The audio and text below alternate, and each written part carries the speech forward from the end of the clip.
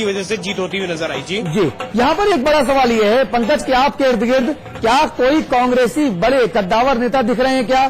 क्योंकि हमारे फोन जो हैं एक फोन पर लगातार हमसे संपर्क करने वाले हमारे कांग्रेसी जो मित्र हैं वो कहीं ना कहीं अब इस रुझानों के बाद हमसे थोड़ा दूर होते नजर आ रहे हैं। आपको इर्द गिर्द अगर कोई कांग्रेस के नेता दिख रहे हो तो उनसे अगर आप बात कर पाए हो तो, आपने बात की हुई हो तो क्या रिएक्शन मिल रही है? देखिए अतुल जी, अब जो जितने भी कांग्रेस के नेता यहाँ थे वो धीरे धीरे यहाँ से नदारद हो चुके हैं। अब यहाँ पर केवल बीजेपी का जो भगवा झंडा है उसी का वर्चस्व नजर आ रहा है। बीजेपी की कांग्रेस के नेता कहीं ना कहीं जरूर मायूस हुए और वो हमारी सुबोध उनियाल जी से भी लगातार बात हो रही थी, जो हमारे यहाँ पर समाचार प्लस से उन्होंने बात भी की, लेकिन उसके बाद भी उनकी जो निराशा थी वो कम नहीं हुई, क्योंकि लीड जो थी वो लगातार बढ़ती जा रही थी। और जिस तरीके से पहाड़ की वो बात कर रहे थे कि पहाड़ में उनको अच्छी लीड मिलेगी, लेकिन जिस तरीके से देहरादून ने सफाया किया है कांग्रेस का, वो कहीं ना कहीं उनके लिए अब आने वाले समय में कांग्रेस के लिए और जो पूरे तमाम कांग्रेस के नेता हैं जो यहाँ पर मैनेजर बने हुए थे पूरे चुनाव के, उनके लिए काफी चिंता का सबब होगा। अब मुझे ये लगता है कि क्या विजय बहुगुणा इनके ऊपर कार्रवाई करने की बात करेंगे, क्योंकि कल जिस तरीके से दिल्ली गए थे विजय बहुगुणा, तो उन्होंने कहीं ना कहीं कुछ नाम ऐसे जरूर दिए हैं दिल्ली में कि जिन्होंने जो चुनाव के दौरान कहीं परेशानी खड़ी की है। ठीक बात आप रही। विकल थपलियाल साहब, पंकज पवार बहुत रोचक बात कह रहे हैं कि भाई क्या विजय बहुगुणा जी कार्रवाई करेंगे? मेरा सवाल ये है कि जब अपना खोटा सिक्का तो दूसरों का काहे को दोष दें? मुझे तो ये लगता है कि कार्रवाई करने के बजाय कहीं उन पर कार्रवाई ना हो जाए। यही मैं कह रहा हूं, जब आपका सिक्का खुद खोटा है तो हम दूसरों को दोष क्यों दे भैया? क्योंकि उन्होंने टिकट ये खुद मांगा था, या तो उनकी पत्नी को मिलता या बेटे को मिलता। उसमें उन्होंने ही चूज किया था हाईकमान के सामने कि मेरे बेटे को दो। तो चली उन्हीं की इसमें, बाकी नेताओं ने भी उसमें हाँ कर दी चुपचाप कि चलो इनके बेटे को ही देख लेते हैं। अगर दूसरा कैंडिडेट आता वो हारता तो विजय बहुगुणा आज कहने की स्थिति में होते कि आपने मेरी बात नहीं मानी। मैं तो अपने बेटे को या पत्नी को दिलवा रहा था। नहीं अविकल भाई, लेकिन अब वो लोग कहेंगे जो मुख्यमंत्री जी की मुखालफत कांग्रेस के भीतर रहकर करते थे और अब आला कमान से कहेंगे कि देखिए मैडम, देखिए भैया, आपने हमारी बात नहीं मानी। तभी तो मुख्यमंत्री जी के लिए स्थिति तो बहुत ज्यादा विपरीत होंगी। बिल्कुल हो गई है, बहुत ज्यादा विपरीत हो गई है, क्योंकि राज्य गठन के बाद इन 10-12 सालों में उत्तराखंड में 7-8 बाई इलेक्शन हुए हैं। और उन सब में सत्तारूढ़ दल जीता है। ये पहला ऐसा इलेक्शन हुआ 9वां या 10वां जिसमें सत्तारूढ़ दल को मौकी खानी पड़ी है। तो अब तो उनको बोलने का मौका मिल ही गया है। अब वो बोलेंगे या इसको पूरी तरह कैश करेंगे अपने हाथ में। अब वो तो 214 का भी हवाला देंगे अब कांग्रेस के नेता, जो मुझे लग रहा है कि बिशन सिंह चुफाल साहब जुड़ गए हमारे साथ। आप बीजेपी के प्रदेश अध्यक्ष हैं। चुफाल साहब, पूरा श्रेय अगर मैं आपको दूं तो आप श्रेय लेने की स्थिति में हैं, क्योंकि बहुत आलोचना हुई आपके अलग अलग मंचों पर, पार्टी की बहुत आलोचना हुई, सरकार की तरफ से, मशीनरी की तरफ से बहुत आरोप लगाए आपके ऊपर, लेकिन अगर लड़े फौज नाम सरदार का। चुफाल साहब, इस श्रेय की पूरी जिम्मेदारी आप अपने कंधों पर लेंगे, इस जीत का पूरा श्रेय अपने कंधों पर लेंगे, क्योंकि लड़े फौज नाम सरदार का प्रदेश अध्यक्ष आप थे। देखिए, जीत तो सीधे भारतीय जनता पार्टी की जीत है। प्रदेश में भारतीय जनता पार्टी की जीत है, टिहरी क्षेत्र की जनता की जीत है, तो टिहरी जनता के साथ साथ प्रदेश की जनता की जीत है। तो जीत का जो है पूरे जनता ने जो महंगाई के खिलाफ और माननीय मुख्यमंत्री जी का जो 7 महीने का कार्यकाल है, उस कार्यकाल के खिलाफ जनता ने वोट दिया। हेलो जी, तो इस वक्त चुफाल साहब चीजें कांग्रेस के हिसाब से गलत कहाँ हो गई? हेलो, कांग्रेस के हिसाब से चीजें गलत कहाँ हो गई? जश्न में है लगता आप इस वक्त? हेलो जी, जश्न के बीच में है लगता आप इस वक्त? नहीं जी, मैं अभी जैसे बताइए। हाँ, मैं ये कह रहा हूँ कि कांग्रेस के लिए चीजें गलत कहाँ हो गई और अब सरकार कितनी अस्थिर है इस नतीजे के बाद? देखिए, ये चुनाव पूरा जो है 2014 का जो चुनाव होगा, उससे पहले भी चुनाव हो सकता है लोकसभा का, उसका रिहर्सल चुनाव है। जिस प्रकार से आज पूरे देश में कांग्रेस के खिलाफ माहौल वातावरण बना हुआ है। इस भ्रष्टाचार को लेकर, महंगाई को लेकर, उसका जनता ने बिल्कुल यहाँ से शुरू कर दिया उत्तराखंड से। जी ये बताइए, अब विजय बहुगुणा जी की सरकार की स्थिरता पर भी कोई असर पड़ेगा क्या? निश्चित रूप से प्रदेश सरकार पर इस पर एक प्रकार से प्रश्न चिन्ह है कि जो सहयोगी दल हैं, जो उनके पास निर्दलियों के सहयोग से जो सरकार चल रही है, उनको भी लग रहा है कि भाई कांग्रेस के साथ लगने से उनका ये पार होने नहीं वाली है, इसलिए वो भी अपना सुरक्षित घर देख रहे हैं। और कांग्रेस के विधायक भी देख रहे हैं कि भाई कांग्रेस के साथ लगने से उनका भी बिल्कुल भविष्य अधर में है, इसलिए सब ने मिलकर लग रहा है कि इस प्रदेश में यदि सरकार दे सकती है तो भारतीय जनता पार्टी के साथ मिलकर ही उनका भविष्य है, उन्हीं के साथ सरकार बने। ये लोग पार्टी के जो अन्य पार्टी के लोग हैं नई दिल्ली में, वो विचार करेंगे। अच्छा, बिशन सिंह चुफाल साहब, विकास का मुद्दा और पलायन रोकने की बात ये सिर्फ की गई, लेकिन चाहे आपदा की बात हो, चाहे तमाम दूसरे तरीके के विकास की बात हो, महंगाई की बात हो, भ्रष्टाचार की बात हो, कांग्रेस नीति सरकार हमेशा से नाकाम रही। प्रदेश में आपदा आती है, इनके मंत्री लंदन में ओलंपिक देखने जाते हैं। देखिए, जो भी घोषणा इन्होंने की थी वो घोषणा बिल्कुल खोखले साबित हुई थी दैवीय आपदा में के क्षेत्र में। उन पर कुछ भी वो देखे, उनके पास बाहर के लिए मंत्री को जाने के लिए पैसा था विदेश का, लेकिन जो आपदा से प्रभावित परिवार थे उनको बिल्कुल मकान दिलाने के लिए, उनको जमीन दिलाने के लिए, उनके प्रवास के लिए इनके पास पैसा नहीं था। तो इस प्रकार से केवल घोषणा कर रहे थे, जिस प्रकार से आचार संहिता का खुलेआम उल्लंघन किया गया था। और उससे पहले भी जो घोषणा की थी उसको 6 महीने के उसमें देखा गया कि सरकार कुछ नहीं कर सकती है।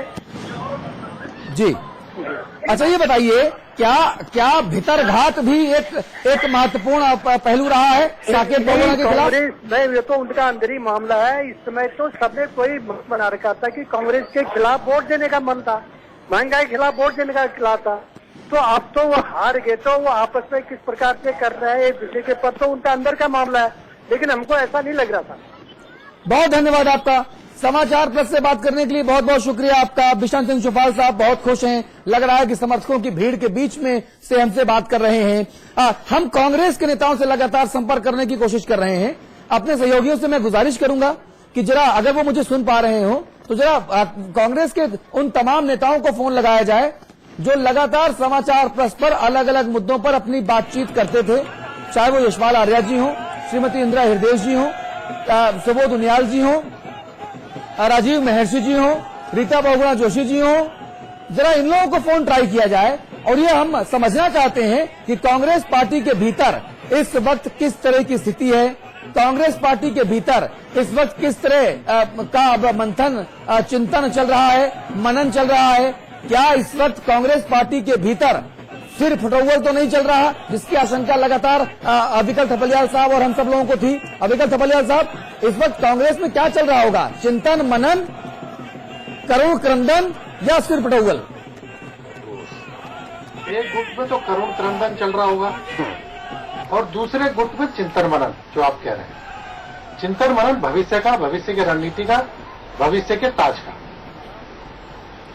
ये देहरादून से लेकर दिल्ली तक ये सब तो शुरू हो चुका होगा और इसके संकेत हमें 2-3 दिन पहले मिल गए थे। अतुल जी एक बड़ा सवाल अविकल भाई मैं जरूर यहां पर उठाना चाहूंगा। सूर्यकांत धस्माना साहब बहुत बड़ी बड़ी बातें समाचार प्लस पर कर रहे थे। 1 लाख वोटों से जीतेंगे जी, 1.5 लाख वोटों से जीतेंगे जी। वो धस्माना साहब कहां हैं?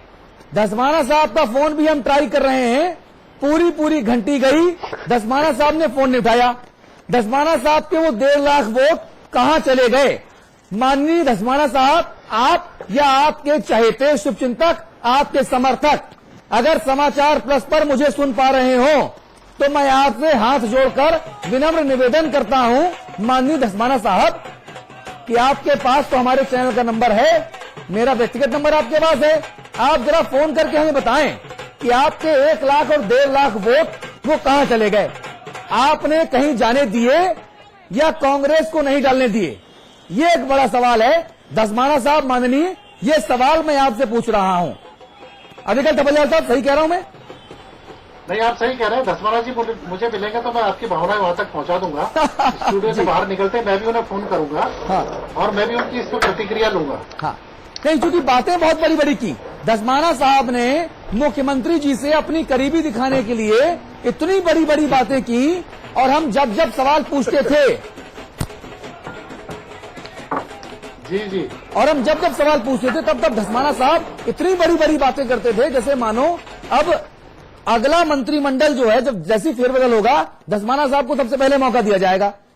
धस्माना साहब के वो 1.5 लाख वोट जो साकेत बहुगुणा जी को वो दिलवा रहे थे, वो वोट कहां चले गए? अविकल भाई, अगर आपको मिले तो ये सवाल जरूर पूछिएगा। बिल्कुल अतुल जी, बिल्कुल। अब पंकज पवार साहब, अगर आपको दिखे हो कहीं अपने इर्द गिर्द टहलते हुए धस्माना साहब, तो आप भी सवाल पूछिएगा कि भैया आपके 1 लाख, 1.25 लाख वोट, 1.5 लाख वोट जो आप साकेत को दिलवा रहे थे, जितवा रहे थे, वो वोट कहां चले गए?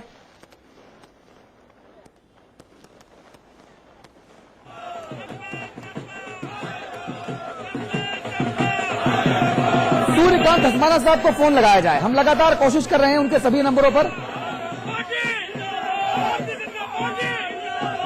ने आपको अपना सरकार चुना है, किस रूप में? मैं उन लोगों के लिए तकनीकी तौर पर बहुत खामियां हैं। जय श्री की तरफ आगे बढ़ रही हैं महारानी माला राजलक्ष्मी शाह जी। उनसे एक्सक्लूसिव बातचीत की हमारे संवाददाता राहुल शेखावत ने। वो बातचीत हम आपको जरूर सुनाएंगे, वो लाइव बातचीत है हमारे पास है, हम आपको जरूर सुनाएंगे। लेकिन इस वक्त मैं मुन्ना सिंह चौहान साहब के पास चलना चाहूंगा।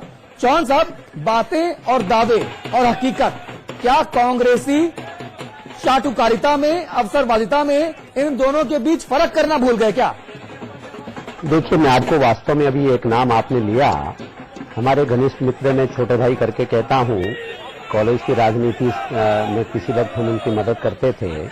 लेकिन मैंने देखा, जैसे सूर्यकांत धस्माना जी आपने नाम लेकर के कहा, आपने देखा कि जिस गरूर के साथ, जिस ढोंडेपन के साथ, जिसे कहना चाहिए टॉल क्लेम्स और बिना सिर पैर की बातें, और जिन लोगों ने कभी चुनाव लड़ा तो 5000 का आंकड़ा नहीं छू पाए, तो लाखों वोटों की बात कर रहे थे।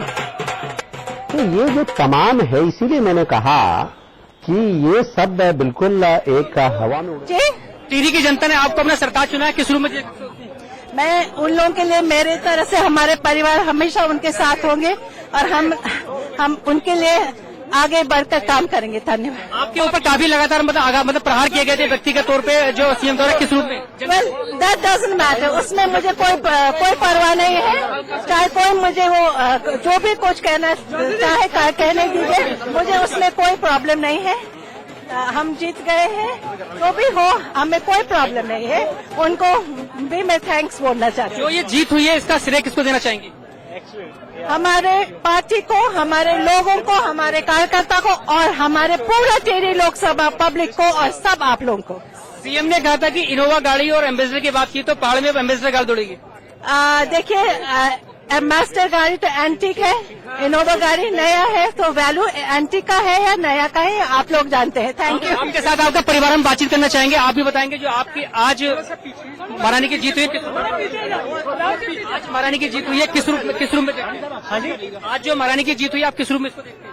मैं बहुत अच्छा इसको देखता हूँ कि सेंटर के लिए बहुत अच्छा है, और कांग्रेस की एंटी कांग्रेस एक वेव जो चली है वो यहाँ से शुरू हुई है, और ये बहुत अच्छा है टिहरी के लोगों के लिए कि इनका अच्छा कल्याण होगा, काम होगा। यहाँ पे खूब डेवलपमेंट की खूब उम्मीद है। लोग हमारे साथ काम करने वाले जितने भी हैं बहुत सपोर्ट कर रहे हैं। पूरी हमारी टीम अच्छी है यहाँ पे, और भाजपा का बहुत अच्छा काम पास में भी किया है, आगे भी चल के करेंगे। हमारे साथ और परिवार के लोग मौजूद, इनसे बातचीत करते हैं। आप बताइए, मैम जीत हुई है, बहुत अच्छी बात है। मेरे सब परिवार है यहाँ पर, सब आप लोगों की वजह से हुई है और सब भगवान की दुआ से हुई है, और पार्टी और क्या, बस हमेशा ऐसा कपड़ा रहे और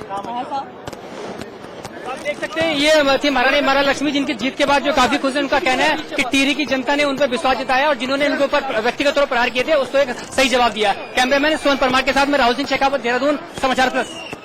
मुन्ना सिंह चौहान जी, देखिए अभी भी कितनी मृदुभाषी बनी हुई है महारानी। जीत का बिल्कुल भी दंभ नहीं है। शायद उत्तराखंड में खास तौर पे टिहरी को ऐसे ईमानदार, ऐसे डाउन टू अर्थ अर्थ लोगों की जरूरत है, जो जमीन पर पैर रखकर, उड़न खटोले से दूर हटकर विकास को सुनिश्चित कर पाएं। बहुत अच्छी बात लगी मुझे ये। मेरे ख्याल से एग्जैक्टली जो बात मैंने कही थी वो उसकी पुष्टि हुई है कि उन्होंने राजघराने में पैदा जरूर हुई, राजघराने से ताल्लुक जरूर रहा, लेकिन उन्होंने कहीं पर भी महारानी जैसा अपने आप को दर्शाने की कोशिश नहीं की और बिल्कुल डाउन टू अर्थ और बिल्कुल एक कॉमन आदमी के स्तर पर पहुंच करके, और विनम्रता की तो प्रतिमूर्ति है। हाँ। मैं कहता हूं विनम्रता की तो प्रतिमूर्ति है। उनसे सीखने का तमाम सारी चीजें अभी भी आपने देखा